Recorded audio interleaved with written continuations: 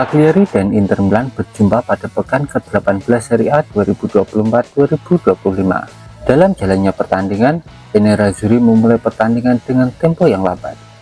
Hal itu membuat Inter Milan kesulitan untuk mengembangkan permainan di awal laga. Mereka baru menemukan ritme permainan setelah melewati 20 menit pertama pertandingan. Meski begitu, tidak banyak peluang yang mampu diciptakan oleh Inter Milan maupun Cagliari sehingga laga berakhir 0-0 di paruh pertama. Selepas jeda interval pertama, Inter Milan berhasil memecahkan kebuntuan pada menit ke-53. Gol tersebut bermula dari aksi Nicolo Barella yang bergerak di sisi kiri pertahanan Cagliari. Lalu ia melepaskan umpan ke arah tiang jauh tempat Alessandro Bastoni berada.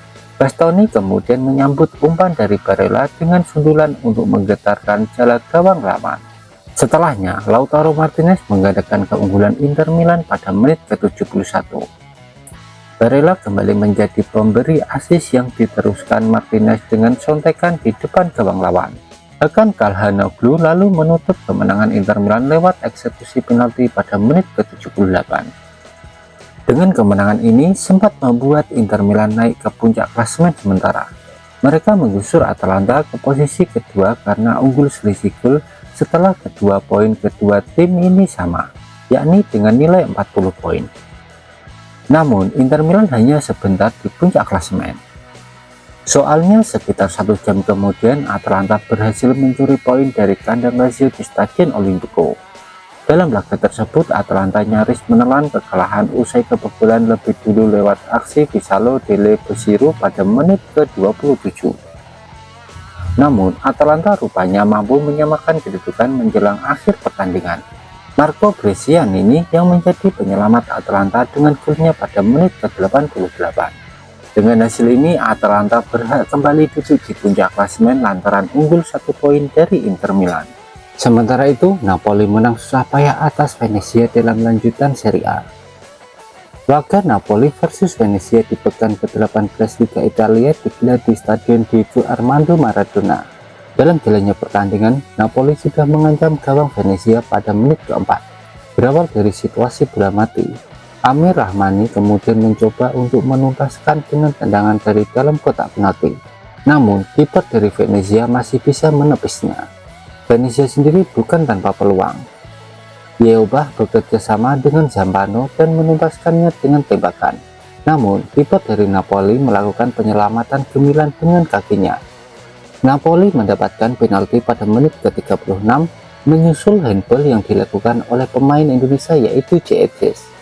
Romelu Lukaku maju sebagai eksekutor, tetapi tendangannya masih bisa ditepis oleh kiper Venezia. Lukaku nyaris bikin gol pada menit ke-65.